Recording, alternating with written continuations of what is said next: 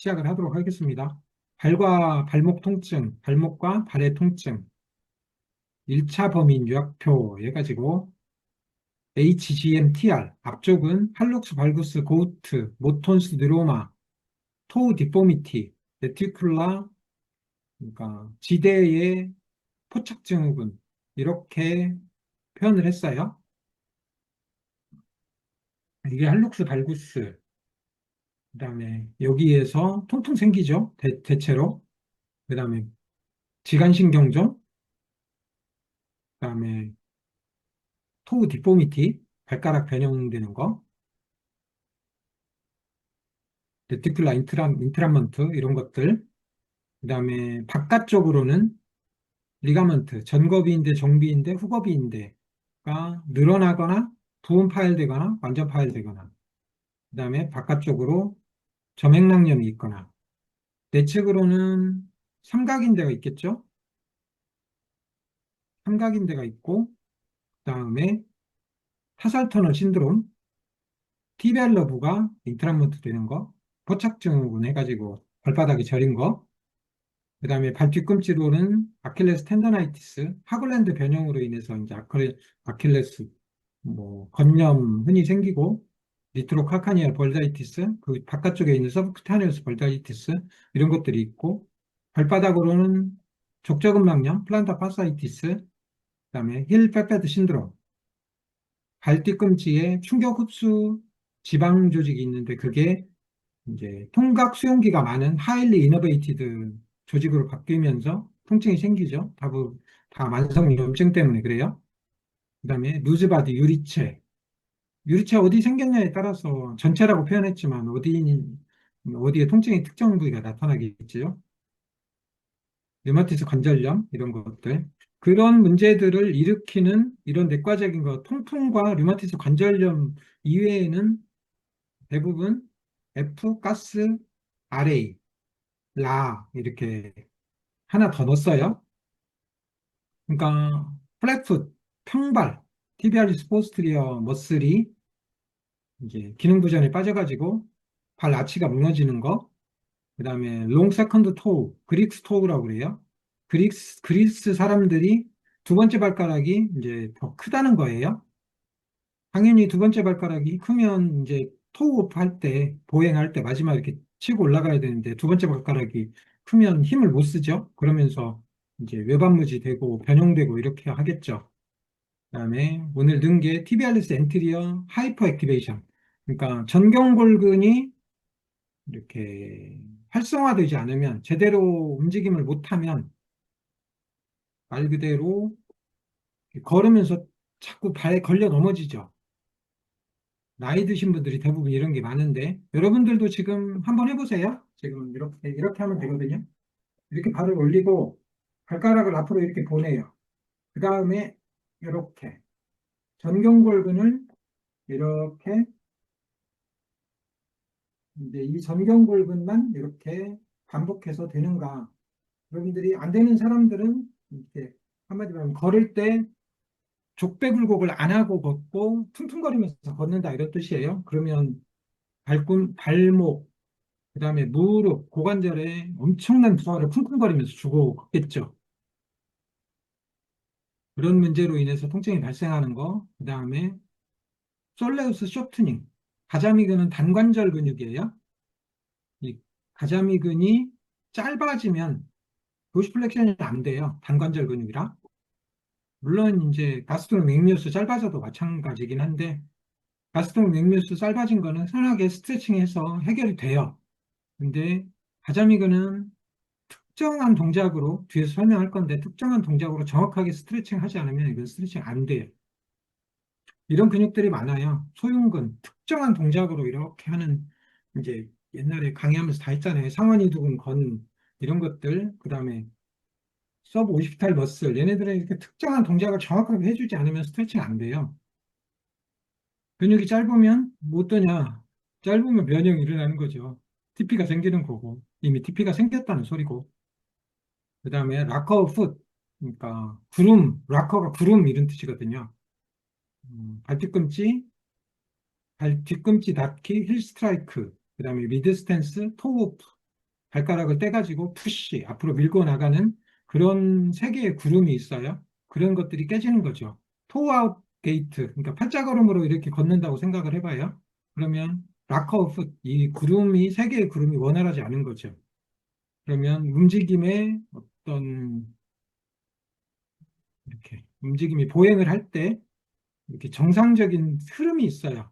뒤꿈치부터 닿고 발바닥으로 와서 이렇게 밖으로 나가서 엄지발가락으로 이렇게 팍 치고 들어가는 이런 흐름이 있는데 락커 풋이라고 하는 어떤 이렇게 리드미컬하게 물 흐르듯이 걷는 그 동작이 있는데 그런 것들이 다 깨져요. 그게 깨지면 무릎에 변형이 생기고 무릎도 이제 당연히 돌 거 아니에요. 이렇게 뭐 고관절도 돌고 럼보펠빅 힙이 이제 불균형이 생기고 틀어지고 이런 난리가 나는 거예요. 그 결과로 인해서 이제 앵클에 이제 관절 강이 좁아지고 팔루스가 뭐 AVN도 생기고 그래요. 여기서 AVN이란 어바스쿨라 그러니까 혈관 고관절 AVN 생기듯이 배태골수 무혈병 괴사증 생기듯이 탈루스에도 생기고 그래요. 그런 문제도 생기고 충돌증후군도 생기고 이렇게 됩니다. 그래서 1차 범위는 이렇게 정리를 하고요. 그래서 명확하게 1차 범위는 손상 부위를 말하는 거예요. 손상이 생기면 염증이 생기고 염증이 방치되면 굳어요.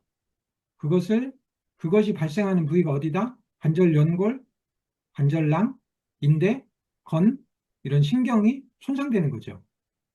근육도 손상이 될 수 있죠. 근데 근육 손상이 얼마나 있나요, 솔직히? 다 머슬 스파즘이고 TP지. 그러니까 명확하게 근육통은 소리치는 자다. 소리치는 자를 쫓아다니면 큰일 난다. 손상이 나야 손상이 염증이 가시고 적절한 이렇게 재기능을 하는 탄성도를 갖고 재기능을 할 수 있어야 치료라고 말할 수 있는 거예요. 그래서 허용된 범위를 허용 범위를 넘어선 부하가 주어지면 예를 들어서 아킬레스건 그다음에 이게 뭐야 전거비인데 이런 데가 늘어나요. 그럼 당연히 늘어나겠죠. 엘라스틱 리전 그다음에 플라스틱 리전 가소성 범위 일어나가지고 더 이상 못 견디면 이센트릭한 환경으로 이렇게 이제 늘어나는 환경이 되면 그 역치를 딱 넘어가는 페일리어 포인트, 얼티밋 스트레스, 궁극적인 힘의 끝부분에 가면 찢어지는 거죠. 그렇게 해서 찢어지는 거예요. 찢어지면 당연히 염증이 생기죠.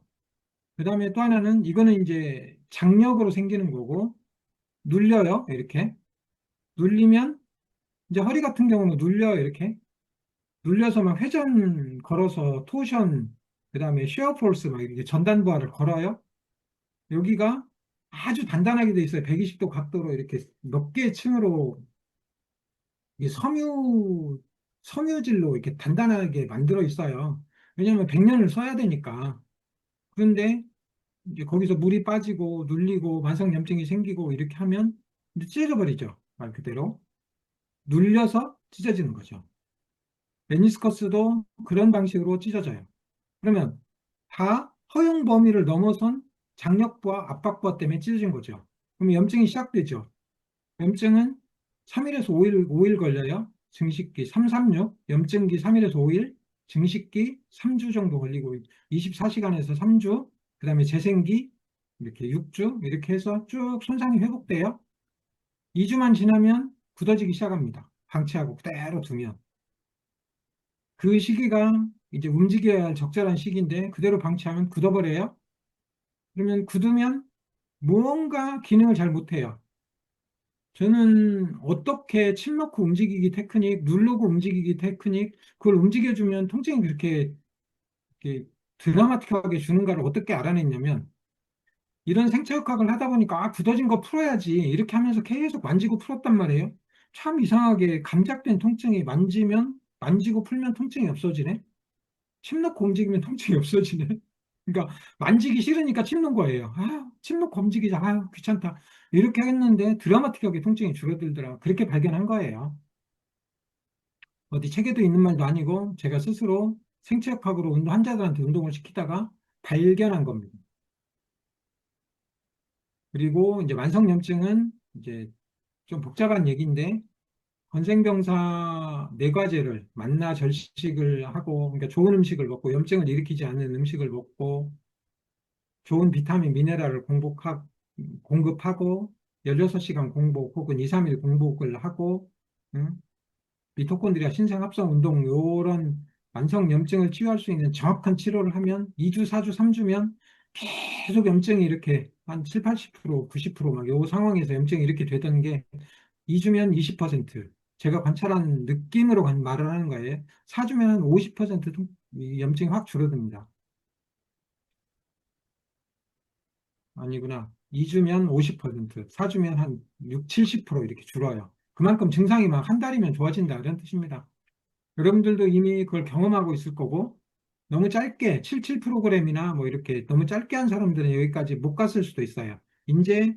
이제 명현반으로 좋아질 뻔 하다가 멈춰버리는 사람들이 많을 거예요. 특히 뭐 만나절식 33 프로그램 한 사람 이런 사람들은 이런 만성염증이 사라져가지고 어떻게 되는 거 이렇게 치유되는 과정을 제대로 체험을 못 하고 있는 거예요.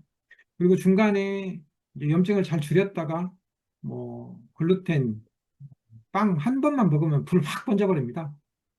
이거는 제가 관찰한 바기도 하고 그 만성염증의 기전을 보면 그럴 수밖에 없겠구나. 공부를 해보면 해볼수록 그럴 수밖에 없겠구나라는 생각이 들어요. 한 4개월 정도 지나면 그 염증이 줄어들고 좀비 세포, 셀 사이클을 어레스트된 세포가 제거되고 건생탕 뜨면서 제거되고 새로운 건강한 세포가 재생되기 시작하고 우리 몸 30조 개의 세포 중에 20조 개가 넘는 적혈구가 4개월이면 싹 바뀌어요. 아무튼 그래서 한 4개월 정도가 만성염증을 치료하는데 굉장히 중요한 시간이다. 류마티스 관절염, 자가면역염증, 쇼그렌 증후군, 뭐 루푸스 다 마찬가지입니다. 처음에는 제가 자가면역염증과 만성염증을 어떻게 구분할까? 이 무슨 차이일까? 지금도 궁금해요. 최근에 작년에 나온 T 레그셀, T 조절 세포 때문에 결국은 자가면역 염증으로 넘어간다. 이런 노벨 의학상 받은 논리도 있긴 하지만, 어쨌거나 자가면역 염증이라고 하더라도 조금 시간이 더 걸릴 뿐이지, 만성 염증 범주로 치료하면 다 좋아집니다. 이렇게 말하면 많은 사람들이 진짜야? 그런데 해보면 알아요. 그리고 여기서 1,500명의 많은 한의사 원장님들이 그런 만성염증, 자가면역 염증을 스스로 다 치료 사례를 계속 올리고 있잖아요. 그래가지고 이제 급성이든 만성염증이든 방치하면 굳어집니다. 소리치는 자를 쫓지 말고 1차 범인을 찾아서 침 놓고 움직이면 호전이 됩니다. 즉석에서 50% 이상 호전되면 굳어진 상황이라고 이해하셔도 돼요. 안 주네? 그러면 어렵질질 하셔야 돼. 3일 염증기 잘 치료적 행동 수정 잘하고 재손상 안 줬는데 계속 통증이 있어? 그럼 만성 염증인 거예요. 그냥 그렇게 이해하셔도 전혀 문제가 없어요. 그리고 뭐 치료적 행동 수정을 안 하면 그냥 때린 데 또 때리고 때린 데 또 때리고 때렸어? 3일에서 5일 염증기. 또 때렸어? 3일에서 5일에서 염증기. 또 때렸어? 3일에서 5일 염증기. 이러면서 계속 완성화되는 것뿐이에요. 그래서 치료적 행동 수정이 얼마나 중요한 건가는 체험을 해봐야 압니다. 그걸 감별할 수 있는 방법은 침 놓고 움직여보면, 이게 굳어진 건지 아닌지.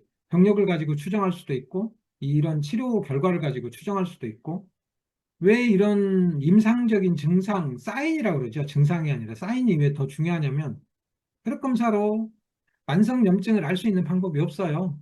많이 연구되고 있어요. 어, 이렇게 나중에는 찾아질 것 같아요. 오믹스 분석으로 AI가 잘 발달하면서.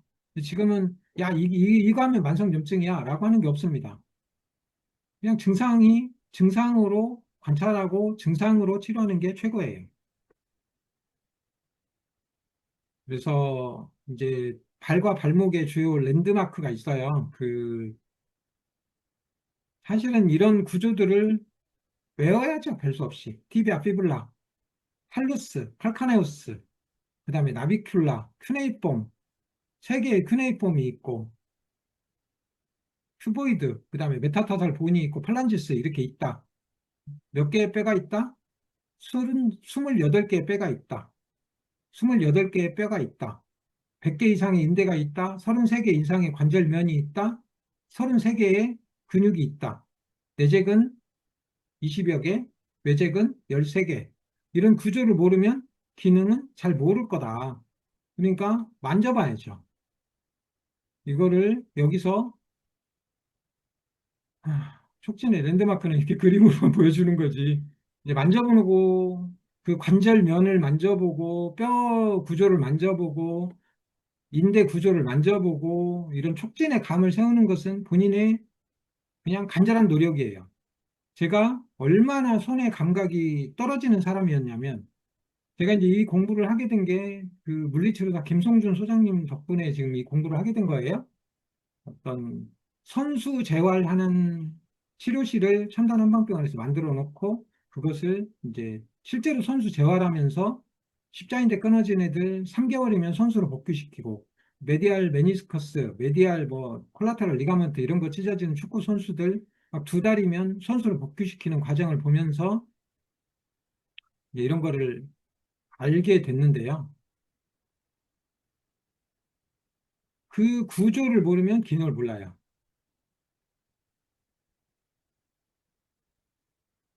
그리고 그 얘기하려고 그랬죠. 이제 그렇게 배웠는데 이 근육이 찢어지는 데가 대퇴사두근 햄스트링이잖아요. 햄스트링 축구 선수들 햄스트링 찢어지면 치료 기간 길잖아요. 그래갖고 여기 찢어졌다. 여기 지금 찢어진 거야. 뚝소리가 났고 여기 찢어진 거야라고 여기 지점을 이렇게 만져줘요. 이렇게.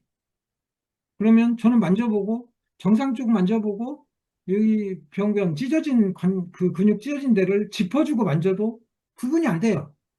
이거 어떻게 찢어진 거야?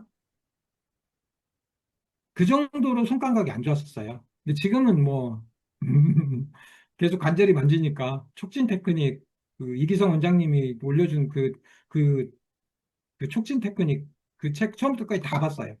다 만져보고 뭐 이런 과정들 한 거예요. 그러니까 여러분들도 그런 노력을 하셔야 돼. 그래야 굳어졌는지 관절면이 움직일 때 사각사각 소리 나가지고 어떤 상태인지 뭔가 이런 걸 알 수가 있어요. 만져보는 습관을 들이면 알게 돼요. 저는 개인적으로 맥진보다 훨씬 더 정확하다고 생각을 해요. 관절을 보는 입장에서 그렇습니다. 그리고 이제 발목이 아파. 그러면 그냥 누워가지고 발목을 움직여봐요, 이렇게. 체중부 없이. 발목을 그냥 이렇게 체중부 없이 이렇게 움직여봐요. 아프냐? 그냥 안 아파? 그러면 스쿼트 해봐요. 안 아파? 그 다음에 이런 팁토, 이런 상태로 걸어봐요. 그리고 좌우로 움직여봐요. 2발 돼? 그럼 한 발로 해봐요. 그 다음에 보행을 해봐요. 이런 동작을 해봐요. 달려봐요. 이렇게 하면서 이제, 음, 이런 상황에서 아프구나. 이런 것들을 알아내는 거죠. 일단 당장 기억할 것은 발목을 그냥 움직여보면 된다. 통증이 어딘가가 있으면 ROM에 제한이 생길 것이다.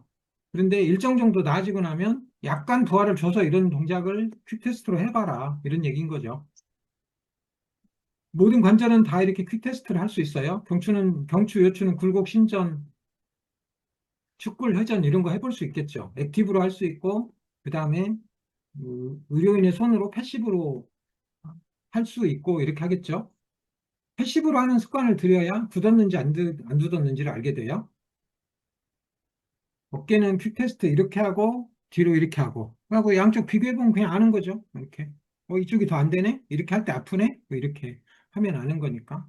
고관절은 이렇게 스쿼트 하면 되는 거고 무릎은 굴곡 신전하고 그다음에 발목은 아까 했던 거 이렇게 이런 식으로 이제 좀 퀵 테스트 같은 것을 무브먼트 어세스먼트 이렇게 움직임 진단의 관점으로 해볼 필요가 있죠. 철봉 매달리기도 해보고 다 해보는 거죠. 어떤 동작에서 필요한다면 어, 범인 발과 발목 발에 1차 손상을 일으키는 그러니까 1차 범인의 원인을 발과 발목의 생체학적인 문제로 찾아요. 이거를 2차 범인이라고 할 수가 있어요. 틀어진 거, 뭐 구조의 이상 이런 것들. F가스 라 이렇게 발음해야겠죠. 이렇게 기억을 하자 이런 뜻이에요. 플랫풋 평발, 그 다음에 이게 그릭스 토우예요. 롱 세컨드 토우. 그 다음에 그림에 안 올려놨네요. DBRS 엔티리어 하이퍼 액티베이션. 전경골근이 힘을 못 써가지고 못 들어 올리는 거. 그다음에 솔레우스가 짧아진 거. 이게 단관절 근육이잖아요. 여기서 여기까지니까. 아킬레스건에서 여기까지 붙어 있으니까. 단 하나의 관절을 지나간다 해서 단관절 근육이라고 이렇게 표현을 해요. 그다음에 가스트로닉 믹뮤스는 여기까지 올라가니까 투조인트 머슬, 다관절 근육 이렇게 표현을 하는 거죠. 솔레우스 쇼트닝이 아주 중요한 문제예요. 그다음에 아까 말했던 힐 락커, 앵클 락커, 포트 락커 이렇게 해가지고 세 개의 구름 상태가 있는 어떤 그런 문제들, 그다음에 앵클의 임핀지먼트 상황들 이런 것들이 발과 발목에 발과 발목 손상을 일으키는 생체학적인 2차 범인의 2차 범인의 뭐 주범들이다. 이렇게 제가 정리했어요. 다른 것도 더 있을 수 있죠. 이런 정도는 알아두는 것이 좋죠. 그래야 어떻게 치료할 건가라는 치료 방법론이 나오니까요. 그래서 플랫풋, 어,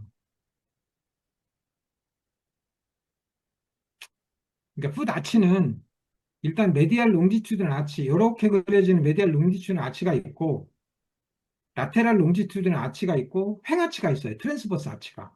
이런 식으로.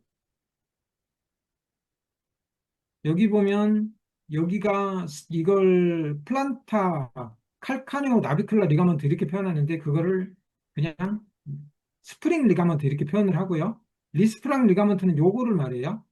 나비클라 말고 이게 큐네이폼이죠. 첫 번째 큐네이폼본하고 이렇게 두 번째 이렇게 중지 여기에 이어져 있는 아주 단단하고 굵은 리가먼트를 리스프랑 리가먼트라고 그래요. 발이 오래 아픈 사람들, 발등이 막 이렇게 심한 사람들 이런 구조를 모르고 이해를 안 돼요. 그러니까 한마디로 평발은 단순하게 족저근막이 늘어나고 그 티비알리스 포스티리어 여기서 이렇게 뒤에서 이제 그림이 나오는데 이렇게 발 아치를 만들어주는 그 근육에 힘이 빠지는 문제를 넘어서서 스프링 리가먼트, 리스트랑 리가먼트 이런 것들이 늘어나 버리는 아주 종합적인 문제일 수 있다 이런 뜻입니다. 얼마나 치료가 어렵겠어요. 그러니까 이 쇼프트 엑서사이즈 발 아치를 만들어내는 것을 하고 이제 보행 교정을 하는 게 얼마나 중요한 건가 이런 거를 이해할 수 있는 거죠. 그래가지고 이 옛날에는 플랫풋을 단순하게 그러니까 티비알리스 포스트리어 디스펑션이라고 생각을 했는데 역동적인 아치 서포터인 그러니까 후경골근 이거의 기능 부전이라고 생각했는데 요즘에는 그거보다는 프로그레시브 컬랩스 풋 디포미티 진행되는 발 아치가 무너지는 어떤 변형이다 이렇게 거의 만장일치로 이렇게 했다 이런 뜻이에요. 아까 위에서 설명한 이런 리스프랑 리가먼트, 스프링 리가먼트 근육 문제, 티비아리스 포스트 문제, 그다음에 플란타 파사이 그러니까 족저근막 문제 이런 것들이 종합적으로 문제가 돼서 프로그레시브한 컬랩싱이다. 풋 아치가 무너지는 이런 거라고 정의를 내려가고 있어요. 그렇게 어떻게 변형되는가 이렇게 얘기를 하고 있는 거고요. 브릭스 토우, 롱 세컨드 토우 당연히 포프 락커에 장애가 생기겠죠. 대부분 그러니까 이렇게 두 번째 발가락으로 못 밀으니까 토우 아웃 게이트를 할 거고 팔자걸음으로 이렇게 이렇게 해가지고 그 다음에 발 뒤꿈치에서부터 이렇게 와서 이 힘의 균형이 이런 식으로 가해져야 되는데 얘가 이제 못 가해지죠. 이게 엄지에서 두 번째 발가락을 이렇게 푸시 오프를 해줘야 되는데 토우 오프 푸시를 해줘야 되는데 그거를 못하죠. 이런 것들을. 그래가지고 중심 이동을 잘 못하는 거죠. 무브먼트의 중심 이동을 잘 못하고 할룩스, 발구스, 모톤스, 뉴로마, 토우 디포미티, 레티큘라 인트라먼트의 원인이 되고 이런 거에 한마디 말하면 이것이 어떻게 치료합니까? 이게 태어나 버렸기 때문에 뭐 특별한 방법은 없고 그냥 보행 교정하고 잘 해야죠. 일정 정도 나는 약간 불편함을 가지고 있구나 이렇게 이해를 하시면 되는 거고요. 그 다음에 티비알리스 엔티리어 저활성 많은 환자가 발목 배골 장애가 있습니다. 정경골근 디스유즈 저활성. 안 써가지고는 근육 액티베이션이 안 되는 문제 이렇게 하고 발이 자꾸 걸려 넘어져요. 지면 반발력 그렇게 하면서 이제 이렇게 이렇게 쿵쿵거리니까 도시 플렉션을 못하면 족배굴곡을 못하고 걸으면 퉁퉁 거리면서 걸을 거 아니에요. 러닝머신에서 걸어보면 부드럽게 소리 없이 강하다 이렇게 걸을 수 있는 거 아니면 이렇게 걸을 때 쿵쿵쿵쿵 이렇게 걷는가 이런 것들이 이제 주면 반발력의 문제인 거고 당연히 그런 것들이 증가한다 이런 뜻이고 그 지면 반발력은 반드시 무릎 고관절 허리 통증에 음, 이 부하를 이제 견뎌내야 되는 거니까 통증이 생기는 거죠. 그걸 못 견디면 통증이 생기는 거고 견디면 괜찮죠. 그런데 티비알리스 엔티리어 그 전경골근 부착부가 이제 변이가 많다 이런 뜻입니다. 어떻게 있냐 뭐 하나 둘 셋 넷 다섯 개 뭐 이렇게 이렇게 설명을 하는데 복잡할 필요 없고 그 내측 성사 큐네이폼본 내측 설상골에 붙어 있느냐 아니면 퍼스트 메타타설본 첫 번째 중족골에 가서 붙느냐 대개 한 두 개의 가닥으로 해가 거기 가서 붙는데 어떤 것은 그 그냥 이 내측 성상골 그다음에 제일 중족골 아니구나 단일띠가 내측 성상골 그러니까 큐네이폼 본에만 가서 붙는다 그러면 집중된 힘으로 취약할 수 있다 들어올리는 힘이 약할 수 있다 이런 뜻입니다 한마디 말하면 두 개의 그 큐네이폼 본하고 메타타살 첫 번째 메타타살 본 중족골 거기에 이렇게 두 개가 이렇게 딱 가서 적절하게 붙어 있어야 배율 효율성을 높일 수 있다 이런 뜻인 거고요. 이런 변이들이 굉장히 많습니다. 한마디 말하면. 그 다음에 비복근, 그러니까 가자미근이 짧아지는 게 문제예요. 근데 가스트로맥미우스 비복근도 짧아지는 게 문제가 많이 돼요. 근데 그 가자미근과 비복근은 손상의 차이가 있습니다. 왜 그러냐면 가자미근은 원조인트 머슬이고 타입 1 머슬이에요. 그 다음에 비복근은 투조인트 머슬이고 타입 2 머슬이에요. 타입 2 머슬은 강한 힘을 내는 근육이라고 그랬어요. 타입 1 머슬은 빨간 근육이고 혈액이 잘 공급되는 근육이고 오래 쓰는 근육, 지구력 근육이고 스테빌라이저고 얘는 모빌라이저고 이런 차이가 있는 거예요. 이런 차이를 알아야 가자미근이 누적 손상된다 이런 개념들을 뒤에 가서 알게 돼요. 그래가지고 결국은 가자미근이 이렇게 짧아지면 푸시의 힘이 약해져요. 당연히 후경골근 기능부전, 그 다음에 플렉스 디스토름 롱구스, 플렉스 탈루시스 롱구스, 발바닥 내재근 이런 것들이 다 합쳐가지고 발을 앞으로 쭉 밀어주는데 그런 기능들도 떨어지는 거죠. 가장 중요한 가자미근이 뭐 힘을 못 쓰니까 짧아져가지고. 그럼 걔를 어떻게 할래? 당연히 스트레칭을 해야 되고, 이제 그런 거죠. 근데 이 논문은 뭐냐면, 아이고, 종아리 통증은 아무리 치료해도 잘 안 나. 왜 안 나자? 그랬더니, 이렇게 봤더니, 이런 운동선수들이 타이번 머슬, 가자미근이 미세 손상의 누적이 발생을 하더라. 이렇게, 그거를 MRI로 그걸 못하고 바로 재활을 해버려가지고 잘 안 났더라. 이런 논문도 있고 그렇습니다. 그리고 가자미근을 이렇게 런닝을 할 때 후족 착지를 할래, 전족 할래 해가지고 가자미근을 어떻게 쓸래 이런 논문도 막 분석돼 있고 그러더라고요. 그다음에 쓰리 락커 풋, 힐 락커, 앵클 락커, 푸어트 락커 그렇게 해가지고 이제 중심 이동 이렇게 해서 걸어요. 힐이 그러니까 쓰리바를 신거나 운동화를 꾸겨 신었다 이렇게 생각을 해봐요. 아니면 뒤에 종고를 잡고 있는 근육이 그 신발 끝이 헐렁헐렁한 신발이다. 이렇게 생각을 해봐요. 그러면 기본적으로 힐 락커를 못 잡고 있는 거거든요. 그래서 좋은 신발이 뭐냐? 이런 것들도 이해할 수 있고 그 락커의 상태가 제대로 이렇게 쭉 이어져서 부드러운 구름을 이루고 있느냐? 이런 것들이 보행을 분석을 할 때, 보행 교정을 할 때 중요한 개념입니다. 그래가지고 오래되면 이제 엑스레이로 MRI로 변형이 되는 이제 앵클 임핀지먼트 상황이 돼요. 그러면 발목의 배굴 저글의 끝범위에서 걸려요. 충돌이 일어나가지고. 그럼 당연히 이런 동작으로 쭉 느려가지고 조인트 플레이도 하고 단계적으로 스페시픽 그레이디드 엑서사이즈를 정해야 하고 여기에 골격이 생겼으니까 거의 완치 불가능하죠. 그러면 옵티멀 리커버리, 최적의 회복이 뭐냐? 이런 거를 정해가지고 이 정도만 합시다. 이 동작은 하지 말고 합시다. 부딪히니까. 이런 것들을 정해줘야 하죠. 발이 아프면, 발과 발목이 아프면 쩔뚝거리면서 통증을 회피합니다. 어떻게든지 회피해서 걷겠죠. 그러면 이 동물은 뭐냐면 발뒤꿈치가 아플 때, 미드풋이 아플 때, 포어풋이 아플 때, 발가락이 아플 때, 그 다음에 전체적으로 아플 때 어떤 회피 전략을 쓰고 있느냐, 이런 논문을 말하고 있는 거예요. 이렇게. 요 그림으로 이렇게 표현하는데, 저도 자세히는 안 봤습니다. 그냥 당연히 그 발목이 아프면 뭔가 쩔뚝거리면서 회피 전략을 쓰는데, 이렇게, 이거 한번 읽어보세요. 여기. 다 보내드렸잖아요. 그러니까 발 통증 환자는 전족, 중족, 후족부 통증에 따라서 통증 회피 전략을 다양하게 활용을 하는 거고, 그걸로 인해 가지고 비정상적인 부하를 계속 주니까 발과 발목에 손상을 주고 다른 1차 범위를 또 만들어내는 거죠. 이쪽 사거리에서 사고가 났는데 이쪽 사거리, 이쪽 사거리, 이쪽 사거리 계속 사고가 난다는 얘기예요. 그래서 이제 손상이 생겼어요. 그러면 손상이 생기면 뭐가 문제냐면 이제 여기저기서 소리치죠. 근육이 소리를 쳐요. 근데 그 소리치는 자는 본인이 아니라 피해자예요. 그리고 범이 생겼어요. 아까 말했던 그 손상. 그러면 어떤 일이 벌어지냐면 통증이 생겨요.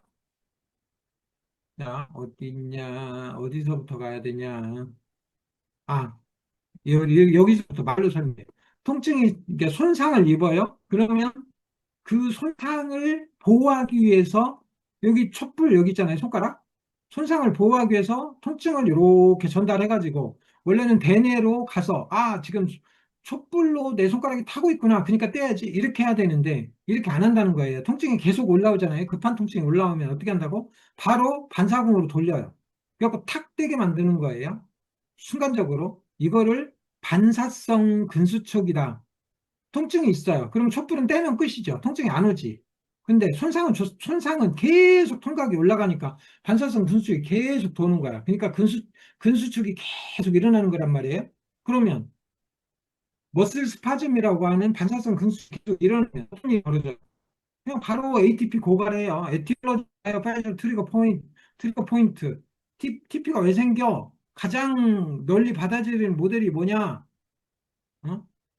운동 종판의 위기다. 무슨 말이냐면, 지속적인 근섬유 수축으로 인해서 국소 에너지 위기가 생기고, ATP가 고갈되고, 산성 환경이 되고, 칼슘 누출이 됐는데, 못 돌아간다는 거예요. 사이코플라즈մ 레티큘럼으로. 그러면서 칼슘이 껴. 그래가지고, 뭐, 이런 표현 쓰잖아요. 수축 매듭, 컨트랙션 나트, KNOT. 그 나트를 해가지고 타우트 밴드를 형성해가지고 통증을 일으켜. 프라이머리, 세컨다리, 리퍼드 페인, 막 이렇게 이제 일으켜. 가장 큰 문제는 뭐냐면 짧아져 버리는 거예요, 근육이. TP가 생겼네? 네, TP가 생겼어요. 머슬에 텐션이, 스파즘이 또 생기고, 근육이 짧아졌어요? 그러면 어떻게 해요? 눌려요. 근육 사이로 다 신경이 지나가 눌려. 그러니까 진동으로 저기 사라지는 거예요. 순간적으로.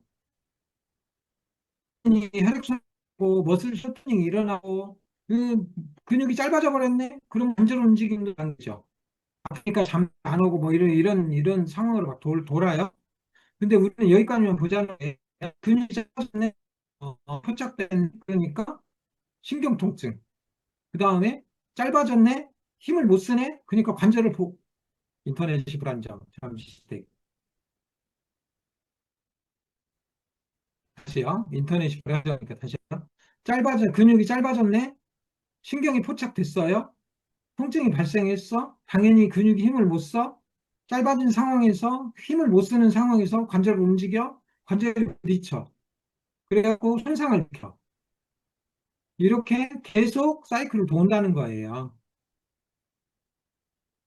그렇게 해가지고 결국은 이제 만성 통증이 가면 통증이 계속 지속되면서 저 뒤에 가서 다시 설명할 건데 페인, 트랜스덕션, 트랜스미션, 모듈레이션, 퍼셉션 이 관계에서 모듈레이션 문제가 그 오피오이드 분비되는 컨디션을 망가져요. 그러면 이제 한마디로 통증 감작이 일어나고 사이코제닉 한마디로 말하면 마우증이 발생하는 거예요. 이거를 복잡한 말로 페리페럴 센스타이제이션, 센트럴 센스타이제이션, 감작이 일어났다. 감작이 일어났다는 말을 쉬운 말로 표현을 하면 아, 우리가 목욕탕에 가면 처음에 뜨거운 물이 쭉 들어가면 뜨거워요. 그런데 좀 시간이 지나서 그냥 쭉 하고 들어가면 사람들이 뭐라고 하냐면 아 시원하다. 금방 뜨거웠는데 처음엔 뜨거웠는데 나중에 시원하다고 느껴요. 약간. 그래서 적응을 해요. 이걸 뭐라고 하냐면 적응한다 이렇게 표현하는 거예요. 역치가 높아지는 거죠. 놀랍게도 통증은 정확하게 그 반대 현상이 일어나요. 통증에 노출되면 노출될수록 감작이 생기고 감작이 생겼다는 얘기는 통증의 역치가 낮아진다는 소리예요. 그러니까 나중에는 손만 대도 아프고 더 심하면 바람만 불어도 아파요. 그거를 하이퍼알제지아, 통각이 과민하다. 그다음에 알로디니아, 이질통, 자극이 없는데 통증이 와요. 심지어 손가락이 없는데도 아파. 환상통. 이게 통증의 특성이거든요. 아무튼 이렇게 통증 5대 사이클이 서로 악화를 돌아요. 그러면 이 여기서 어디선가 통증을 차단을 해야 돼. 차단. 이 악화 사이클을 차단을 해야 돼. 근데 다른 데 찾지 말라는 거예요. 어디 찾아라? 1차 범인에서 찾아라. 1차 범인에서 찾기도 쉽고, 그 다음에 거기를 차단을, 그 굳어진 문제를 해결하면 자연스럽게 머슬 통증 사라지고, 머슬이 정상화되고, 그러면서 이제 근막 풀고, 근육 길이 맞추고, 이렇게 하면서 쭉 하면 그 악화 사이클이 끊어져요. 그러면 신경통도 사라지고, 관절도 충분한 공간이 열리고, 그러니까 디스크가 눌렸는데, 신경이 눌렸는데, 왜 3주, 4주, 6주 후에 제가 치료하면 막 3주면 막 뛰어다니냐는 거예요. 그 아까 사이클이 끊어지면서 공간이 열리는 거예요. 거기가 복압으로 딱 들어버리는 거예요. 이런 것을 연상을 할 수 있어야 허리 디스크를 3주 만에, 4주 만에 뛰게 할 수 있는 거예요. 그러니까 지식이 중요하죠. 생체학, 학적 지식이 중요해요. 생략적 지식이 중요해요. 개인적으로는 침법보다 훨씬 더 중요해요. 왜냐하면 우리는 매 순간 중력의 영향을 받고 살고 있거든요. 부하의 영향을 받고 살고 있거든요. 그리고 더 놀라운 사실, 소리치는 자는, 소리치는 자는 증상을 말하는 거잖아요. 증상의 특성, 매 순간, 매일 달라져요. 근육통 부위가 계속 달라져요. 그 다음에 아픈 부위만 아픈 게 아니에요. 손상 부위만 아프지 않아요. 손상 부위가 먼 뒤에, 먼 통증을 일으켜요. 버드 페인. 심지어 비스테로 소마틱 리플렉스 페인도 내장기 통증으로 공골기 통증을 유발하기도 해요. 더 놀라운 것은 뇌에서 통증을 왜곡해요. 아까 알로디니아, 하이퍼알제지아, 팬텀 페인, 환상통 이렇게 다 왜곡해요. 이, 이 증상을 통증이라는 증상을 그래도 따라다니고 싶으세요? 그래서 뭐라고 말하고 싶냐면 1차 범인이 이렇게 무릎이 아프다 그러면 발목이 아프다 그러면 금방 말했던 1차 범인 많죠?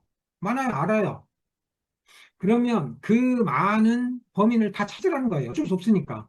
그리고 염증이 염증 상태인지 굳어진 상태인지를 봐서 굳어진 걸 풀어야 움직임이 시작되고, 그리고 통증이 순차적으로 치료되기 시작하고, 근육도 풀어지고, 근막도 편해지고, 신경도 편해지고, 관절도 공간이 열리고, 이렇게 하면서 편해진다는 거예요. 그리고 이제 진짜 범인, 진짜 1차 범인, 처음 손상됐던 그 부하를 못 견뎌민 여기만 있는 거예요. 그 부하 상태에서 결국은 구조를 바꿔야 혹은 강한 안정화 운동을 해가지고 그 부하를 견딜 수 있는 상황을 만들어야 이 치료가 끝나는 거예요. 그러기 위해서는 1차 범인을 찾아라 이런 얘기. 그러면 2차 범인, 여러분들이 생각하는 2차 범인, 틀어진 거. 저는 그렇게 생각 안 해요. 소아마비. 소아마비 친구들이 우리보다 허리 디스크가 더 없어요. 그들이 우리보다 무릎이 더 아파요. 그들의 다리는 이렇게 굵어요. 인터넷이 또 불안정. 그들의 다리를 보면 이렇게 굵어요. 근육이. 안정화 운동이 된다는 소리예요. 안정화 운동이 된다는 소리예요. 이동 자체가, 이런 이동 자체가 이미 안정화 운동이 돼버린다는 소리예요. 그래서 부하를 못 견디게 하는 신체 부하보다는 폴티, 잘못된 무브먼트로 비정상 부하이고 비정상적인 움직임의 순간 중심으로 부하를 못 견디는 상황이 바로 1차 범인 손상을 만들어낸다. 이런 거예요. 그래서 2차 범인에 너무 천착하지 마세요. 일단 1차 범인을 해결을 하고 2차 범인은 놔둬버리고요. 파악하려고 하지도 말고 혹시 나인 운동 보여줘요. 뭐 이런. 아니, 찾으면 좋죠. 추천부터 해 가볼게요. 좋은 말을 골라야겠죠. 그러니까 이 지식에서 그러면만 조금씩 넣으니까 나머지는 항상 우리가 단단한 힐 락커를 단단하게 잡아주는 신발, 그다음 앵클, 이거예요. 미드풋, 그다음에 포풋, 이 중간 부드러운 신발, 포풋 락커 잘 구부러지는 신발 정확하게 구부려보고 이렇게 삽니다. 여러분들, 여러분들 자녀들 이런 신발 잘 골라주셔서 사주셔야 돼요. 스니커즈 이런 신발들이 안 좋다는 논문도 있고 좋다는 논문도 있고 그렇습니다. 그래서 원래 넣다가 빼버렸습니다. 그다음에 이게 최근에 제가 신고 다니는 신발이고요. 이거는 제가 책에 낸 거예요. 여기는 안 달아져 있는데 여기는 다 달아버렸죠. 이만큼 이쪽으로 부하를 훨씬 더 많이 준 거예요. 저는 보세요. 지금 양쪽 비스듬하게 달았죠. 굉장히 보행을 신경 써서 걸었는데 저도 이번에 보고 알았어요. 바깥쪽으로 좀 더 달아져 있네요. 양쪽이 균일하긴 한데, 저도 무심코 바깥쪽으로 그 힘을 주고 걷고 있다는 소리예요. 아까 말씀드렸던 지금 이렇게 와가지고 엄지 쪽으로 이렇게 부하를 가가지고 탁 밀어줘야 되는데, 그렇게 못 밀어주고 신경 쓰고 걷는다고 걸었는데, 지금 약간 바깥쪽으로 힘을 썼네. 제가 막 골프 치고 이렇게 해서 무릎이 아프고 그때 신은 신발이라 지금은 제대로 걸을 거예요. 나중에 이제 다른 신발 해가지고 하면 정확하게 여기가 많이 달아졌을 거라고 생각을 합니다. 여러분들도 오래 신는 신발 봐보세요. 그럼 이쪽 많이 달아진 사람, 이쪽 더 달아진 사람, 발 아치 무너진 사람 한쪽 여기가 확 달아버립니다. 이렇게 신발을 가지고 여러분들이 보행이 어떻게 했는지도 알 수 있어요. 환자들한테 신발을 봐주면 엄청 좋아합니다. 당신의 발은 이렇게 해서 잘못 걸었습니다. 이렇게 봐주면. 그래가지고 압박부와 발에 주어지는 압박부와 장력부와 전단부와 이런 거를 못 견디면 인대가 끊어지고 하이앵클 스프레인도 생기고 뼈도 부러지고 아킬레스 건염도 생기고 이런 일이 생기는 거죠. 견딜 수 있다. 부하가 조졌는데 틀어져서 부하 조졌는데 견딜 수 있다. 그러면 좋은 운동이에요. 그럼 우린 치료는 뭘까요? 그걸 견디게 만드는 거죠. 견디게 만드는 게 치료인 거예요. 이런 치료란 무엇인가를 정확하게 할 때 그 복잡한 그 오랫동안 10년, 20년 이렇게 호소하는 그 통증을 치료할 수 있는 거예요. 해보면 압니다.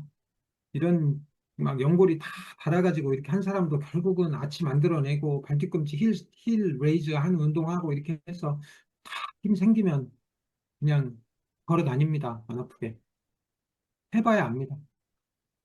프로네시스 실천적 지혜 해봐야 압니다. 그래서 이 과정을 스페시픽 세밀한 단계별 운동 강도 증진 치료법으로 해야 되는데 반드시 이센트릭 엑서사이즈 원심성 수축 운동이 되어야 된다. 아까 앞에서 설명했으니까 생략을 할게요. 치료적 보행 교정, 러닝 교정을 해야 된다.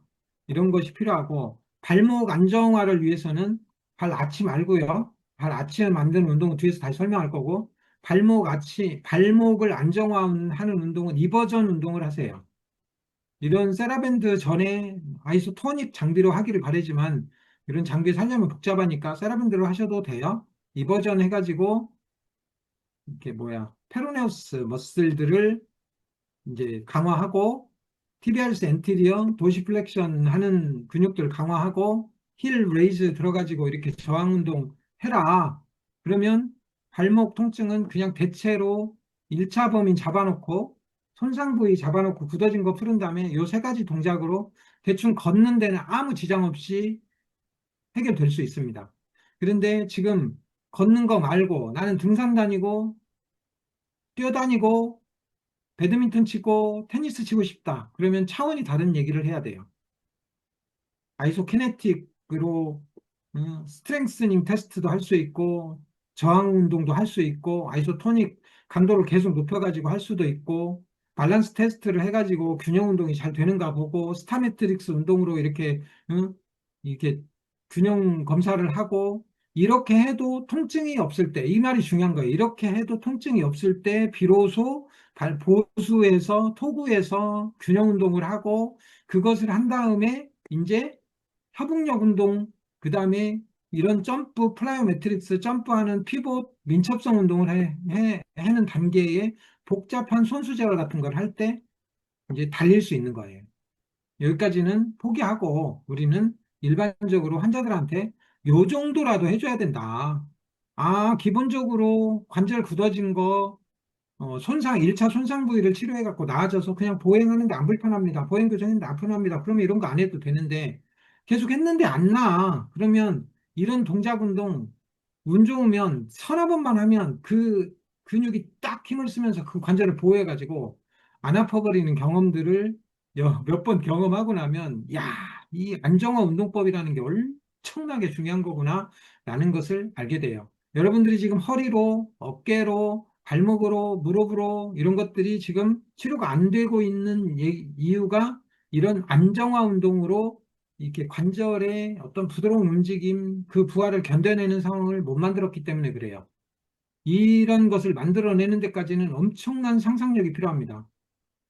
구조도 알아야 되고, 움직임도 알아야 되고, 어떤 그 동작에서 그 스쿼트 할 때 그 동작에서 어디 관절에 부하가 많이 걸리는지 이런 거 다 알아야 되는데, 그냥 그거 공부 안 하고도 그냥 시켜보고, 안 아파? 그러면 하면 돼요. 너무 어렵게 생각하면 복잡하니까. 제가 너무 어렵게 생각하고 해가지고 그거 공부하다가 이걸 포기할까 말까 여러 번 망설이고 하다가 결국은 내가 죽더라도 하리라 뭐 이렇게 하면서 어느 순간에 이렇게 생체역학이라는 게 이렇게 마치 영화에서 보듯이 이렇게 영화에서 이렇게 쫙 하고 지식이 연결되는 느낌을 제가 한 두 번 받았거든요.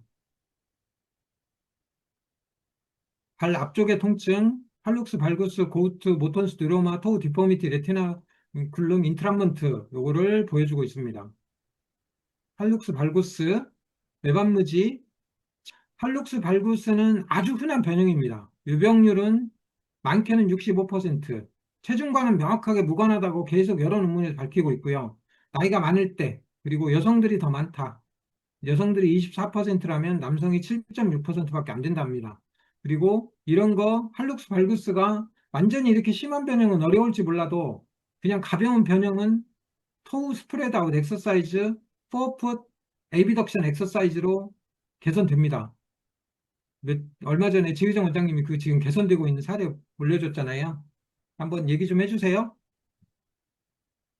네, 저 무지해반증이 한 15년 넘게 있었고요. 네, 가족력이 있고 그냥 돌아가고 뭐 별로 아프지도 않으니까 그냥 이렇게 사는 건가 보다 했는데 된다고 교수님이 얘기를 하셔서 그러면 해봐야지 하고 토 스프레드 아웃 엑서사이즈는 거의 안 했고요. 포어풋 업덕션 엑서사이즈 위주로 하고 게다가 평발이 같이 있어서 평발 교정기도 사서 그거 같이 하고 그리고 발에 계속 신경을 써주려고 지압 슬리퍼를 하루 종일 신고 일을 했습니다. 그렇게 17일 정도 하고 사진을 찍어 보니까 변화된 게 보이더라고요. 그래서 잘하셨어요. 예, 계속 해보려고요. 그러죠. 완전 변형 개선될 때까지 해보셔야. 그러니까 구조를 보면, 이 근육이 이렇게 잡아당겨주면 이렇게 정상화 되겠구나. 이렇게 보이잖아요. 그리고 논문에서도 이 pull-up 에비덕션 엑서사이즈가 주요하거든요. 그 근육을 잘 쓰게 만들면 된다라고 말을 하는데 어렵다는 거예요. 이 근육을, 아니, 제가 해봐도 이거 어려워요. 요 발 아치를, 요 발 가지고 이쪽으로, 이쪽으로, 뭐야, 안 보여. 여기서 이렇게 이 근육을 이렇게 써줘야 되니까 이 근육을 어려워요. 그래서 이 복잡한 이 근육을 어떻게 저항 운동화 되게 할까라고 이제 찾으면 돼요. 아무튼 아까 말했던 이게 쇼풋 엑서사이즈 이게 지금 이거거든요. 이거 이렇게 잡아서 이렇게 당기는 운동 요거 그다음에 윈들러스 메카니즘 좀 이따 다시 볼 건데 요거를 발에다 대고 이렇게 하고 있으면 윈들러스 메커니즘이 돼요. 이렇게 좀 이따가 다시 설명할 건데 잊어먹을까 봐서 지금 해놨고요. 아무튼 이런 식으로 하면 외박무지가 생각보다 쉽게 개선됩니다. 실전 적치에 해봐야 알아요. 그다음에 통풍관절염은 그냥 건생병사 하면 만성염증이니까 건생병사 하면 좋아집니다. 통풍에 대해서는 할 얘기가 되게 많아요. 요산이 진짜 범인이야? 이런 거. 근데 논란도 많고 뭐 그렇게 할 필요 없고 그냥 건생병사로 만성염증을 치료하면 생각보다 훨씬 더 쉽게 치료됩니다. 20 내지 30%가 만성 신부전으로 진행할 정도로 무서운 질환이 통풍관절염이 계속 반복될 때라고 하니까 좀 신경 써서 치료할 필요가 있다. 이렇게 생각이 되고요. 모턴스 뉴로마, 그러니까 지간신경종이라고 표현해요. 여기 두 번째 발가락, 그러니까 세 번째, 네 번째 발가락, 두세 번째 발가락, 여기에서 3, 4번째 발가락이 많고, 그 다음에 2, 3번 발가락이 이렇게 있고, 결국은 뭐 발가락이 찌릿찌릿하다. 그러면 여기다 침 놓고 발가락에 침 놓고 이렇게 전침을 통해주면 조금 편해요. 염증이 있으면 염증을 줄이는 치료를 당연히 해야 되는 거고. 그러니까 건생병사로 만성염증 치료를 먼저 하고 그다음에 침 찌르고 이렇게 전침 연결하면 이 저림증 찌릿찌릿한 거는 어렵지 않게 나아질 수 있어요. 하지만 근본적으로 왜 여기가 씹히냐는 거예요. 신경이.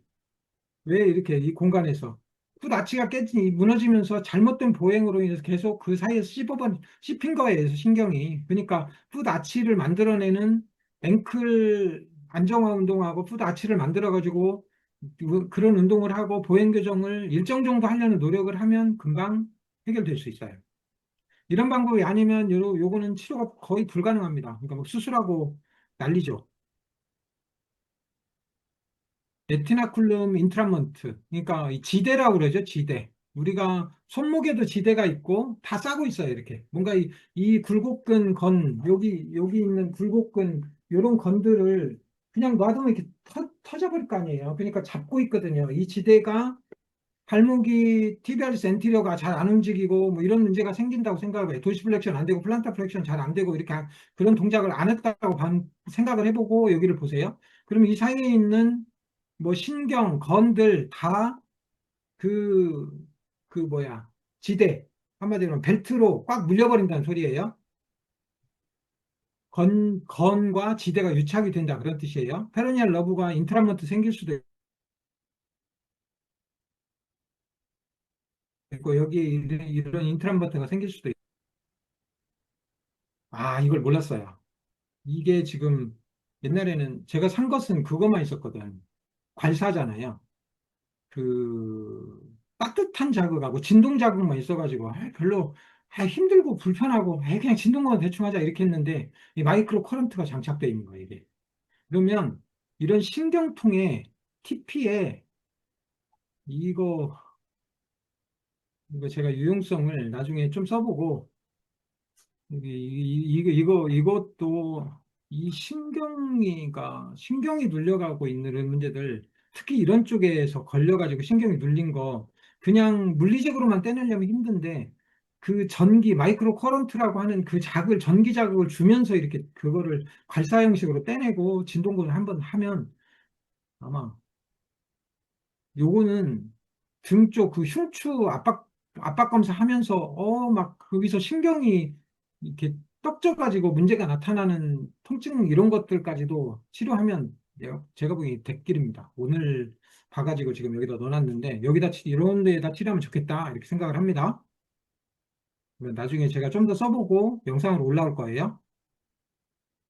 어쨌거나 이래저래 뭐 TBR 이게 더블 크러쉬가 생겨요. 말초신경이 눌린다 이런 말이에요. 발등에서도 눌리고 아까 내 측에서는 타잘 터널 신드롬 해가지고 거기 발바닥 쪽에서 TBR 러브 요거는 페로니알 러브 쪽일 거 아니에요. 그러면 다 80%가 허리 디스크가 있어요. 1차 범인 극돌기 압박 검사해갖고 이걸 찾아라. 그리고 지금 여기 치료하려고 덤비지 마세요. 어차피 허리에서 해결이 안 되면 여기는 더블 크러쉬이기 때문에 나중에 치료하셔도 돼요. 가끔 환자들이 여기가 막 저린데 허리만 계속 치료하고 있으면 아니 왜 여기 치료 안 해? 기다려요. 거기는 아직 때가 아니에요. 허리 안정화 시켜놓고 허리 통증 완전하게 다 치료해놓고 여기 한 번만, 한두 번만, 몇 번만 쫙쭉 문질러가지고 그 근막 지대 떼주고 그다음에 신경 스트레칭 해주고 그럼 바로 끝나버립니다. 이거. 도저히 안 되면 이제 신경 전치법 하고 뭐 이렇게 하면 금방 치료돼요. 해봐야 알아요. 근데 전제가 뭐다? 허리 디스크 쪽에 그 1차 아무튼 80% 정도가 그러니까 발등에서 이유 없이 발등에서 신경이 포착된다. 그런 발상 자체가 별로 적절하지 않은 거예요. 대부분 다 허리하고 관련돼 있습니다. 그런 논문들입니다. 다 그런 얘기들입니다.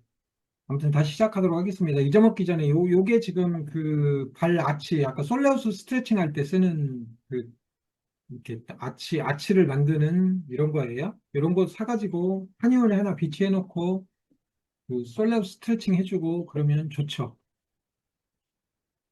발 외측 통증, 당연히 전거비인데, 종비인데, 후거비인데, 하이앵클 스프레인 이런 것들이 발생할 수 있고, 바깥쪽에 벌자이티스, LB 이렇게 해서 이제 발생할 수 있겠죠. 전거비인데, 종비인데, 후거비인데를 다 쉽게 눌러서 찾을 수 있습니다. 어, 지금 티비아 피블라 위쪽에서 하이앵클 인대가 있어요. 이 인대가 찢어질 정도라고 하면 엄청난 부하가 져진 거예요, 일단. 왜냐하면 이 사이에 그 티비아 피블, 티비아 피블라가 그 뭐야, 그 인터오서우스 멤브레인이라고 해가지고 강력한 인대로 잡고 있는데 그것까지 늘어나 버렸다는 얘기니까 심각한 손상이다. 이렇게 보시면 돼요. 그래서 오래 걸린다. 하이앵클 스프레이는 엔티리어, 포스티리어, 인피리어, 뭐 티비어 피블라 리가먼트의 손상이다 이렇게 표현을 하는데 여기 사 있는 인터오세우스 멤브레인이라고 하는 강력한 리가먼트까지 같이 늘어나야 찢어질 수 있는 구조라 아무튼 이런 축구 야구 동작이죠. 뭐 이런 동작에서 손상을 입나 봐요. 그래서 이런 테이핑도 이렇게 고정하는 테이핑도 필요하고 이러겠죠. 그다음에 라테랄 말레오로스 볼자이티스 바깥쪽으로 염증이 누적돼 있다. 잘 봐보세요. 점액낭염이 오래 간다. 점액낭은 말 그대로 마찰열을 줄이기 위해서 존재하는 건데 오래 간다. 무슨 뜻일까요? 만성염증이다 이런 뜻이에요. 그래가지고 지금 아제르바이잔 최가야 원장님이 점액낭염이라고 하길래 이거 만성염증이에요. 건생병사로 만성염증을 치료하는 거를 해보세요. 그러면서 뭐 이렇게 아스피레이션 이렇게 바늘로 그 점액낭 염증을 뺄 수도 있고 그러겠죠. 그다음에 내측 통증 삼각인대 보세요. 엄청나게 단단하게 큰 구조예요. 그리고 타살 터널 신드롬, TBR 러브가 이제 포착되는 거, 또 주로 더블 크러쉬겠죠. 이것도 한번 봐볼게요. 이제 삼각인대 염좌 이런 엄청난 부하가 그래서 전거비인대, 종비인대, 후거비인대를 눌러서 아프고 삼각인대까지 눌러서 아프다 그러면 이 손상이 하이에너지 트라우마구나, 고에너지 손상이구나 이렇게 이해하시면 돼요. 그래서 치료 기간이 길고 좀 더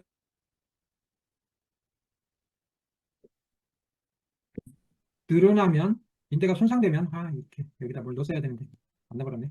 그러니까 늘어나고 부분 파열되고 완전 파열되고 이렇게 구분을 해가지고 치료를 하시면 되죠. 타살 터널 신드롬, 이중압박 증후군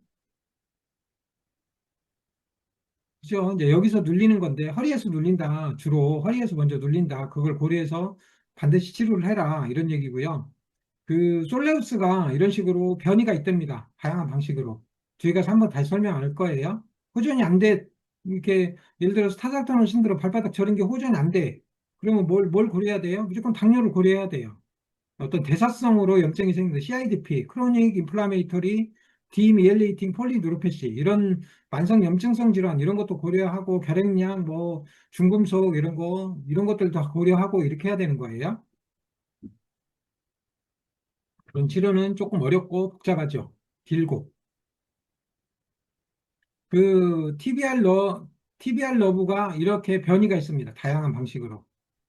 뭐, 탐, 디겟, 너버스, 해리, 뭐, 이렇게 잘 봐보세요. 한번 이렇게 순서를 외우는 방식이거든요. 이런 것들도 있고.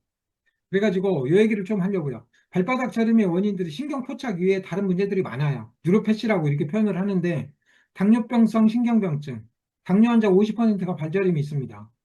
비타민 B, 1, 6, 12 결핍이 되면 발저림이 그 신경에 전도가 잘 안 돼 갖고 안 돼서 전도가 잘 안 돼서 발저림증이 나타날 수 있습니다. 비타민 D 결핍도 논문 찾아보면 발저림증을 일으킵니다. CIDP 결핵약 24%가 신경병증을 일으킵니다.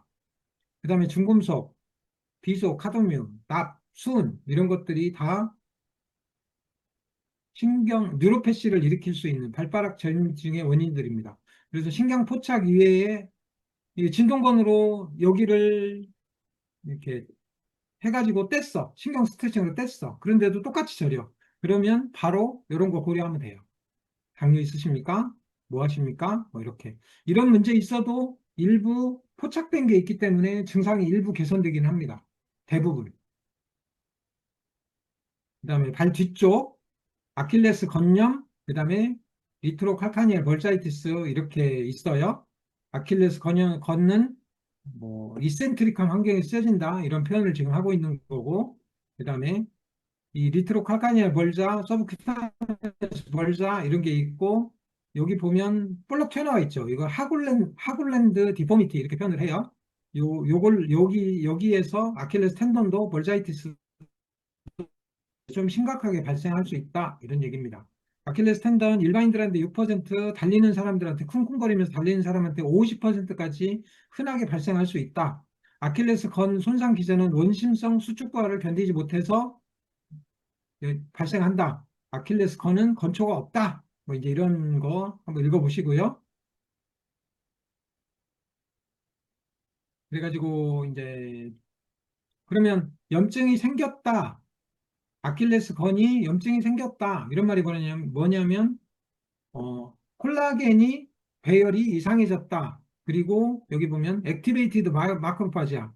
염증을 일으키기 위해서 마크로파지가 이렇게 한마디 말하면 M1 마크로파지라고 그러죠. M1, M2가 있어요. 그러니까 마크로파지 1, 2 폴라라이제이션 해가지고 M1이 많으면 프로인플라메이션, 염증을 일으키는 기전. 그다음에 M2가 이렇게 M2로 폴라라이제이션 하면 이제 염증 기전 뭐 이렇게 가는 거예요. 그래가지고 손상돼서 뭐 이트라셀러 매트릭스도 많이 만들고 콜라겐도 많이 만들고 그다음에 그런 것들이 다 이렇게 떡져 있다고 그러죠. 그러니까 크로스 프릭션 마사지 그다음에 스트레칭 이런 것들이 중요하다. 그리고 부위에 따라서 다양하게 이렇게 나타날 수 있습니다. 세밀한 단계별 운동 강도 증진 치료법으로 치료하는데 이센트릭한 엑서사이즈 상황에서도 견딜 수 있는 상황까지 만들어내야 되니까 이제 치료를 잘 해야죠. 원래 아킬레스 건은 텐던이 혈관이 부족한 구조입니다.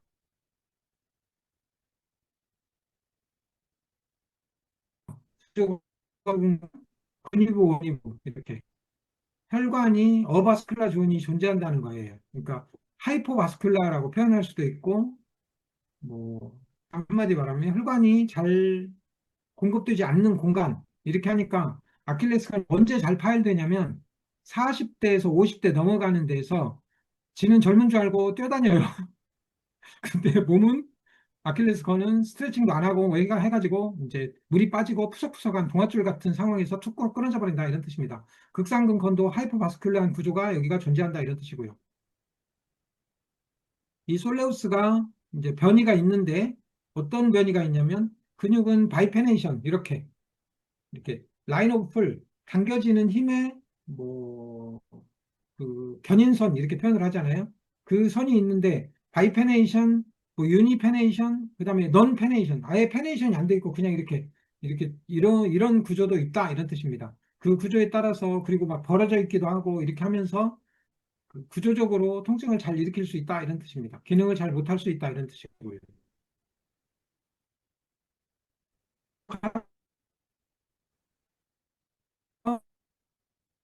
4% 피겨 스케이팅 선수 34%, 엘리트 스포츠 선수 뭐 49%, 넌 엘리트 23%뭐 이렇게 아무튼 다양하게 발생을 하는데 하글랜드 변형이 있다. 이렇게 한마디 말하면 종골이 위쪽으로 볼록 튀어나와 버렸다. 이런 식으로 튀어나와 버렸다. 그러면 굉장히 많은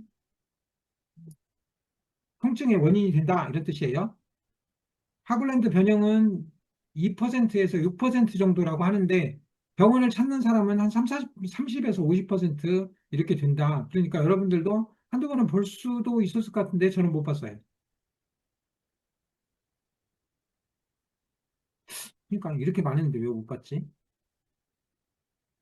신경 써서 못 봐서 못 찾았을 수도 있고 이번 공부하면서 옛날에 알고 있었는데 별로 신경을 안 쓰고 있었거든요. 없으니까. 그다음에 발바닥 통증은 이제 흔히 아는 대로 족저근막염, 그다음에 힐 백패드 신드롬. 그러니까 이제 족저근막이 이렇게 당겨가지고 걸국이 생기는 구조까지 와버리기도 하고요. 평발되면서 이렇게 당기면 이런 일이 벌어져요. 그다음에 이 발 뒤꿈치에 이렇게 지방 패드가 있어요. 그런데 이 만성염증 환자들은 이 지방 패드가 하일리 이너베이션, 이렇게 신경이 많이 분포한다. 그래서 통각 수행계가 많아진다. 이런 뜻입니다. 그래서 족저근막염 윈들러스 메커니즘, 이렇게 돛을 올리는 뭐 힘이라고 하는데 여기는 풍선 메커니즘 이렇게도 번역을 하고 이렇게 하는데 이 발가락을 이렇게 자, 이렇게 있다가 발가락을 이렇게 잡아당기면 아치가 이렇게 만들어진다 이런 뜻이에요. 정상인들은. 그런데 그것이 못 만들어지는 어떤 상황, 그 윈들런스 메커니즘, 발 아치 기전이 깨지는 것이 아까 말했던 스프링 리가먼트가 늘어날 수도 있고 이 족저근막이 늘어날 수도 있고 뭐 이런다 이런 뜻이에요. 그렇게 이 문제를 해결하기 위해서는 쇼프트 엑서사이즈가 최고 좋은데 이 쇼프트 엑서사이즈가 운동하는 장비가 요거라는 거예요, 이렇게. 요거 좋더라고요. 이거 한 2만 원밖에 안 해요. 지휘자 원장님 올려주세요, 이거. 그 다음에 이거는 아까 설명한 건데, 이렇게 뒤에 놓고, 발바닥에 놓고, 이렇게 하면, 윈들러스 메커니즘 구조가 만들어져요, 그냥. 그렇게 해가지고 발 아치를 이렇게 서 있으면, 발 아치가 자연스럽게 만들어지는 그런 구조다. 이것도 한 2만 원밖에 안 해요. 그러니까, 이런 것들은 이렇게 한의원에 구비해놓고, 이렇게 지금 설명하면서 당신은 이런 치료를 해야 돼. 그러면서 이 스프링 리가먼트에 뭐 인대 약침, 뭐 아니면 뭐 저는 애노 약침 주로 많이 써요. 애노 약침이 근거도 명확하고 효과도 좋고 그래서 최근에 SOD 약침 지금 한번 써보려고 하는데 엄청나게 좋다고 하는데 써봤는데 그렇게 좋은가? 아직 잘 모르겠어요. 이 족저근망점은 그 초음파로 울트라소닉, 초음파 쉐어 웨이브 엘라스토그래피로 해가지고 탄성도를 알 수 있답니다. 그래가지고 조직의 딱딱함을 정량적으로 평가하는 비침습적인 방법으로 초음파를 써요. 그런데 족저근막에 통증이 있는 사람은 탄성도가 낮아지더라. 이런 얘기입니다.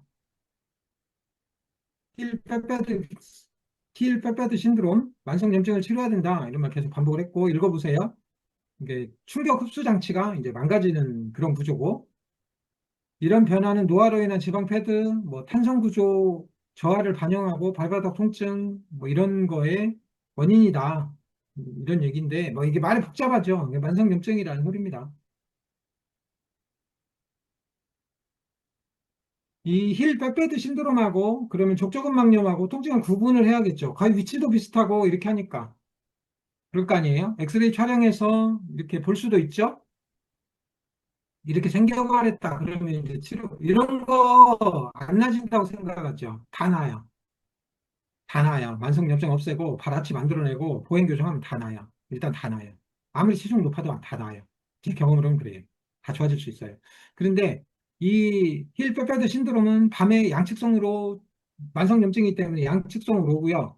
족저근막염은 아침 첫걸음에 이게 딱딱하게 굳었다가 탄성도가 떨어진 상태에 굳었다가 이제 다시 디디면 이제 첫 발에 엄청 아프고 나중에 좀 걸으면 또 이제 좀 괜찮아지고 염증 있고 이런 걸 계속 반복한다. 이런 뜻입니다. 한번 읽어보세요. 그 다음에 발 전체 통증, 기억의 옷걸이로 누즈바디하고 류마티스 관절염 이런 데가 다 관절 사이에 유리체 같은 게 껴일 수가 있어요. 뭐 골격으로 낄 수도 있고 뼈 조각이 떨어져 나올 수도 있고 복잡하게 나오죠. 흔하진 않지만 잘 안 나오면 이런 걸 고려하세요. 류마티스 관절염도 있을 수 있습니다. 발목 통증이 잘 안 나서 그러면 만성염증, 루즈바디 한번 고려해 보세요. 이런 뜻이고요. 그 다음에 류마티스 관절염. 류마티스 관절염은 자가면역 염증으로 언젠가 한번 다룰 겁니다. 자가면역 질환을 어떻게 치료할래? 라는 관점으로 다룰 건데, 류마티스 관절염은 만성염증이 됐다가 결국은 자기 조직을 자기가 공격하는 거잖아요. 그러면 어디를 공격하냐는 거예요. 활막 조직.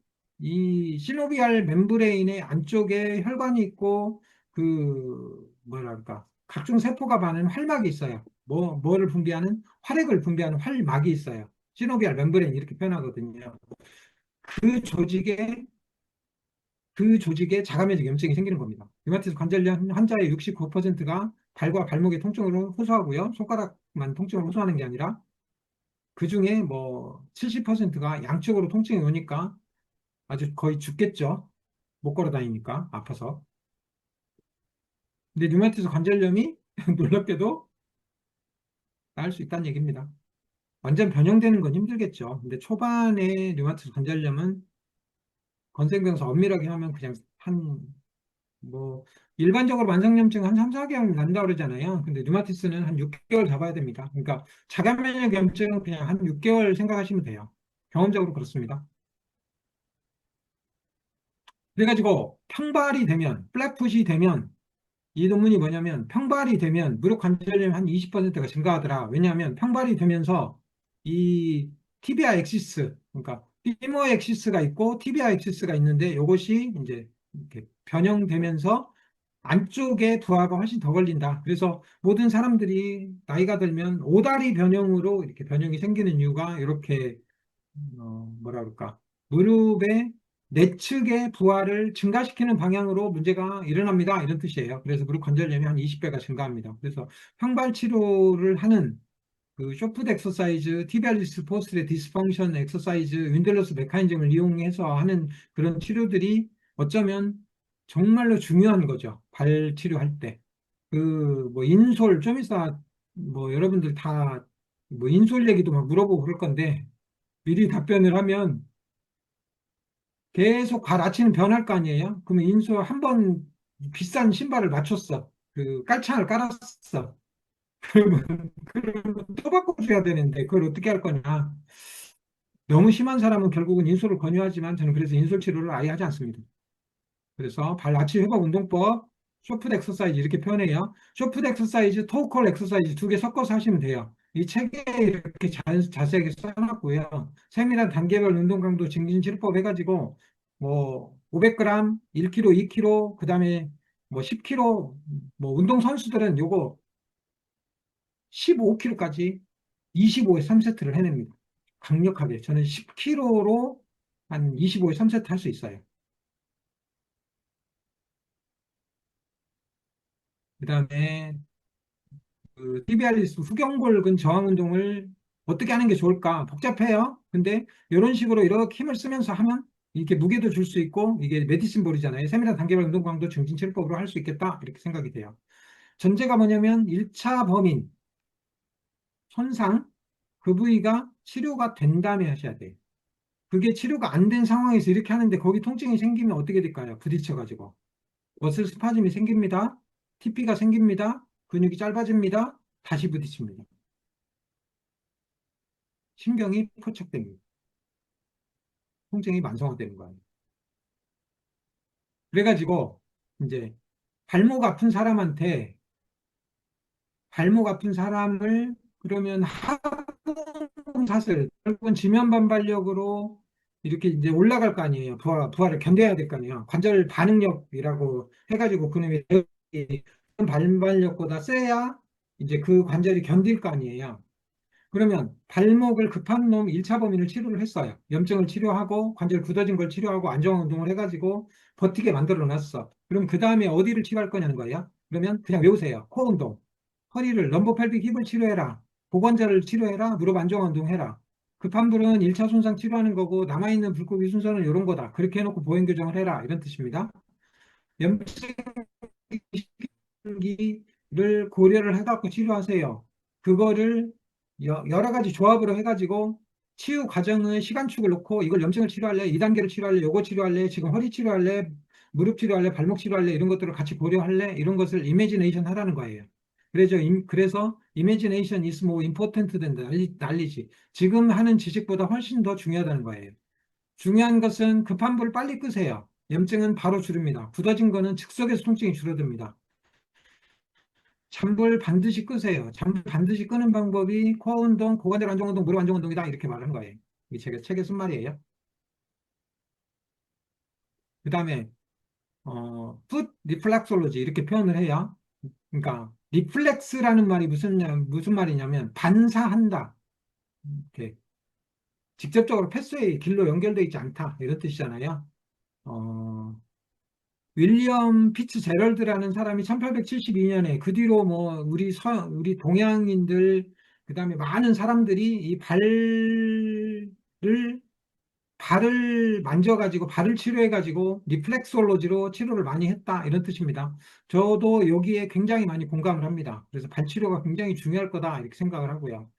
리플렉솔로지기 때문에 이런 거를 막 외울 필요 있어요, 없어요? 없어요. 그냥 발 치료, 아픈데 다 치료하시면 돼요. 아까 말했던 생체역학적인 문제, 그 다음에 발 아치 만드는 토어아웃 스프레드 엑서사이즈, 이런 것들, 응? 이 발이 제대로 움직이는 이런 구조들을 만들어내서 발 아치로 해서 쓰리 락커를 제대로 작동을 해서 올바른 보행을 하는 그런 치료를 하면 정말 발에서부터 이렇게 온몸이 전신이 치료될 수 있다. 이런 연구를 하는 사람도 많죠. 그러면 지금 이렇게 혼자서 열심히 공부한 자료를 왜 이렇게 같이 나눕니까? 라는 얘기를 한번 해보려고요. 본의 아니게 호기심이 너무 많아가지고 어떤 특정 질환을 잘하는 질환을 특화하고 뭐 이렇게 하는 것을 안 했어요. 그냥, 그냥 환자가 호소하면 모든 질환을 다 공부를 했어요. 그냥 무조건 다 최신 논문으로 찾고, 내추럴 히스토리를 찾고, 그 치료 과정을 이해하고, 그러다가, 뭐 케이스 스터디도 찾고, 이렇게 하면서 했어요. 많이 나아지네. 자가 면역도 나아지고, 경도인 지장 이런 거 아무것도 아니고, 치매도 나아지고, 파킨슨병은 진짜 어렵구나. 요즘 그걸 계속 느끼고 있고요. 그래도 질병은 멈추고 후전 상태를까지는 만들어내는 건 어렵지 않다. 그리고 그걸 완전하게 회복하는 것은 본인 몫이라고 그랬어요. 그 셀사이클 어레스트된 정부의 세포 다 없애고 건강한 세포까지 만들어내고 그 어렵다는 뉴로제네시스, 뉴런을 재생하고 마이크로글리아, 어스트로사이트, 올리고덴드로사이트, 세탈라이트 글리알 셀은 나중에 한번 다시 얘기할게요. 그런 것들까지 다 재생하는 과정을 하면 나아질 수 있다. 류마티스도 낫고, 자가면역 염증도 낫고, 쇼그렌 증후도 낫고, 뭐 이러더라는 거예요. 심지어 간경화 초기에도 낫고, 뭐, 이런 것들이 너무 많이 좋아져요. 그 어렵다는 비염, 충농증 이런 것들도 막 좋아지고, 여러분들이 다 지금 체험해서 올리고 있는 거잖아요. 지금 현대의학에 제가 지금 저한테 오는 모든 난치병 환자들은 약물을 거의 다 끊습니다. 진짜 반드시 먹어야 할 약 몇 개 빼놓고는 다 끊어요. 정말 거의 광기 수준으로 약물을 씁니다. 그 약이 약을 부르고 그 약이 치매를 부르고 파킨슨병을 부르고 모든 치매 파킨슨 환자, 모두는 아니지만 거의 대부분의 치매 파킨슨 환자는 다 수술 경험력이 있습니다. 그래서 현대의학은 급성기, 항생제 치료, 진짜 수술하는 거, 뼈 부러진 거, 뭐 이렇게 큰 암덩이 제거하는 거, 이런 치료 빼놓고는 만성질환, 난치병 질환에서는 손을 떼야 돼. 그러면 손을 떼야 되는데, 약물을 끊을 수 있어야 되는데, 방법론이 있어야 되잖아요. 저는 이런 지금 같은 결과가 나오기 전까지는 약물을 건드리지 않았습니다. 양약을. 내가 뭐 건드릴 수가 없으니까. 지금은 다 건드립니다. 하다 보니까 본의 아니게 그런 약물, 서양 의학의 약물들을 양리학까지 공부를 하고 그 부작용이 얼마나 심각한가 이런 것들을 보고 고지혈증, 쓸데없이 쓰는 고지혈증 약, 그다음에 진통제 쓴다고 무조건 쓰는 PPI, 제산제, 조금 잘못 잔다고 잠 잘못 자면 무조건 수면제, 와, 먹어도 될까요? 계속. 여러분들 가족이 혹은 여러분이 그렇게 먹고 있어도 될까요? 대안이 있는데, 그것도 어렵지 않은 대안인데, 이렇게 생각을 해서 모든 사람이 그런 걸 다 바꿀 수는 없지만, 우리 한의사하고 지혜로운 환자가 이렇게 난치병을 실제로 치료하는 실제 사례를 만들어내고, 여러분들하고 같이 공부를 해서 제가 건생병사 한의원, 한의사 한 300명 전사를 만들어서 그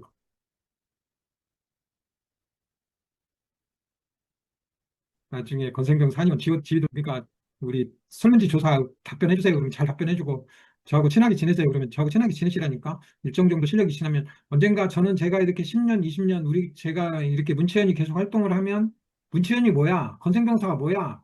그냥 건생병사 한의원 하면 거기 가서 치료하면 어? 자가면역 질환이 낫는다는데 치매가 경도인지 장애가 낫는다는데 간경화 촉이 그냥 좋아진다던데 뭐 좋아진다던데 그런 SNS 발달로 인해서 그런 소문이 날 거라고 믿습니다. 그러면 그걸 치료할 수 있는 그런 치료 실력이 있는 한의사들한테 이거를 같이 해서 어, 감히 발칙하게 꿈을 꿉니다. 현대의학의 어떤 잘못된 과도한 약물 지상주의, 수술 지상주의 패러다임을 조금 바꿀 수 있다. 불가능할 거라고 생각을 했는데 AI가 나오고 오믹스 분석이 나오고 내가 먹은 거, 내가 치료한 방법이 전사체학, 단백체학 다 분석해서 나와요. 혈액 검사, 그다음에 호흡 검사, 그래가지고 호흡으로 내 장내 미생물이 어떻게 바뀌었는가 이런 것까지도 다 그 바이어스를 다 제거해가지고 음, 이 치료가 적절했는가를 실시간은 아니더라도 다 알아낼 수 있는 시대가 옵니다. 앞으로 지혜로운 환자들은 절대로 지금 서양 의학에서 주는 약물들을 계속 먹지 않습니다. 이제 보세요. 그런 세상은 그냥 오지 않습니다. 우리가 만들어가는 거예요. 누가 가장 적절할까 생각을 해봤는데 전 세계에서 대한민국 한의사가 할 수 있습니다. 제가 봤을 때. 그래가지고 300명 한의사 전사를 만들어서 310명의 이렇게 같이 공부하는 팀을 만들어 3,000명의 한의사가 하루에 30명씩 이렇게 딱 보면 10만 명을 진료할 수 있겠더라고요. 1년에 3천만 명 정도 진료해서 한 10년, 20년, 30년 하면 지금 그 서울대병원, 삼성병원 이런 그 아성을 물밑에서 깰 수 있지 않을까? 감히 그런 발칙한 생각을 하고 있습니다. 준비한 자료를 마치도록 하겠습니다.